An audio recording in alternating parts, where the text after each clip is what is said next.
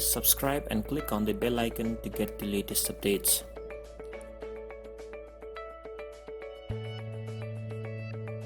Hello guys, welcome to this fourth video in this tutorial series, Android application tutorial for beginners. In the last video, we completed our calculator layout, and in this video, we are going to be working on the Java section of the project. So, go to your MainActivity.java and start defining your components. You have almost 17 buttons, exactly 17 buttons. So define them one by one. 5, 6, 7, 8, 9. We have 0, we have plus, we have minus, we have multiply, we have divide, and then we have dot, and we have equals. And also we have a clear button. Here are our 17 buttons, and we have a text view to display our result and numbers. So let's name it TV. Now separate these buttons based on their views. So for the first content, you have a button find id r.id.btn1, right? Okay, let me tell you about this content. The r.id.btn1 actually gives you an integer type, and the function find id also expects an integer variable in its parameters. Do the same for other buttons too. Button find id r.id.btn2, right? Do that for 3.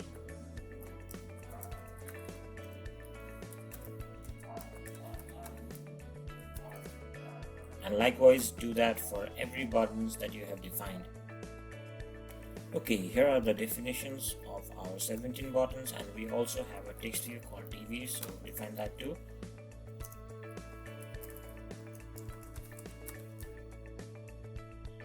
We have given the ID as result.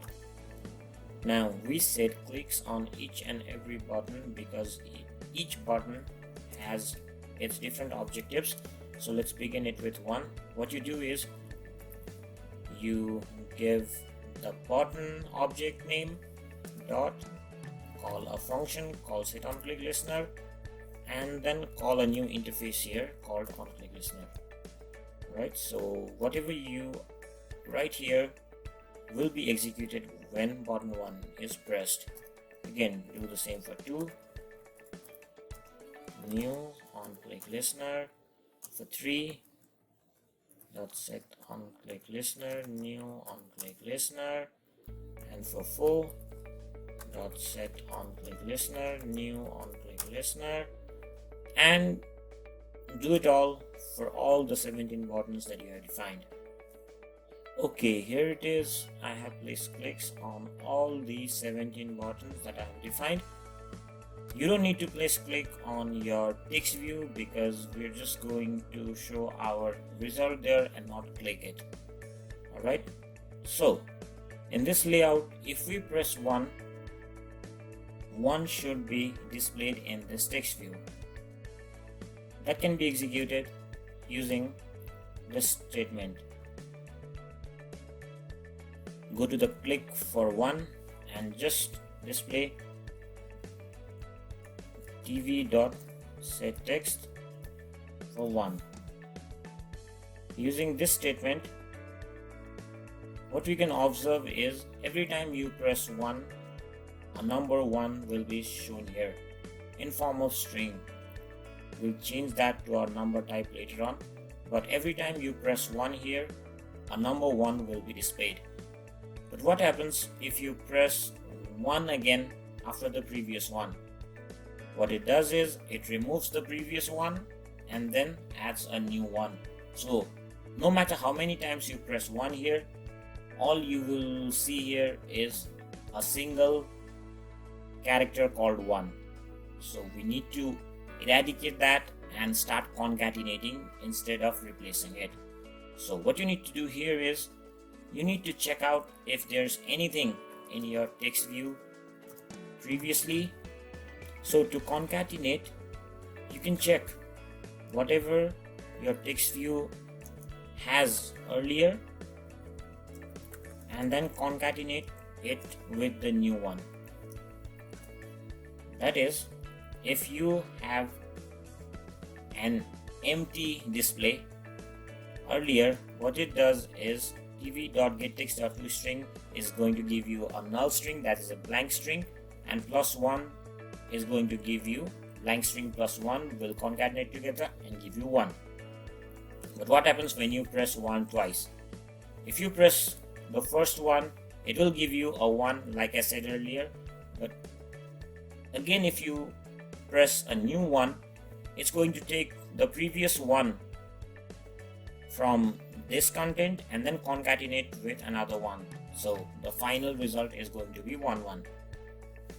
The similar case is going to be applied to 2 also. So set tv.setText tv.getText.toString and concatenate 2 there.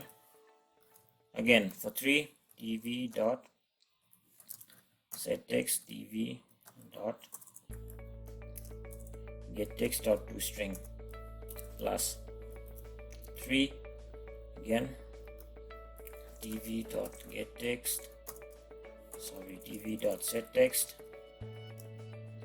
and inside that tv.getText.toString plus 3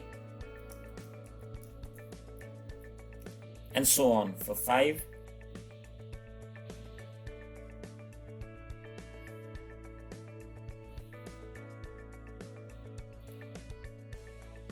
For 6, for 7, for 8, for 9 and for 0. So we can run it and check if our number concatenation actually works and if our display is actually shown.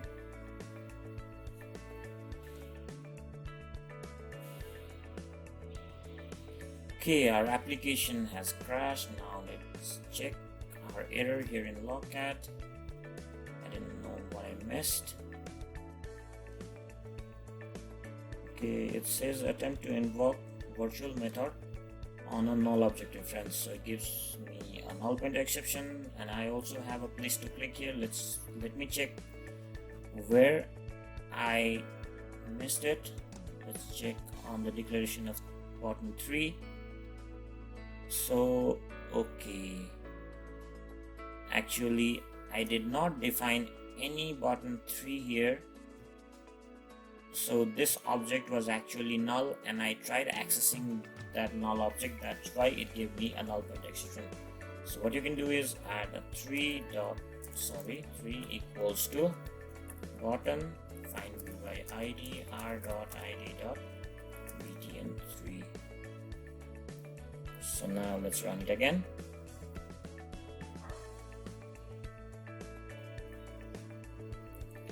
Okay, here it is folks. We have our application running. Now let's check it if our code that we inserted actually works. So we press 1 once, it gives us a result of 1, which actually works in this way. We earlier have a null text view, alright, and we have concatenated the null portion with 1, which gives us a result of 1. Now let's press 2 again. Okay, now we have 1 2. So how this works is we get 1 from here and we concatenate 2 from here and we finally get 1 2. Okay, we haven't done anything in the clear button. In case of clear button, we need to remove all these characters or string content from our display. So what we can do is go to our clear button click, that is here, and set tv.setText to null. Alright. Okay, as you can see, our clear button is working too. Okay guys, this video is getting too long. I'm breaking this project into multiple videos, and in the coming videos we're going to place click on our operands and also our dot and equals button. So thank you for staying with me in this video. If you have any kind of problems regarding this tutorial or anything that you're doing, please do put a comment on the comment section and I'll try to answer you. Also, please do like and subscribe if you like my videos, and stay tuned for the upcoming videos. Thank you.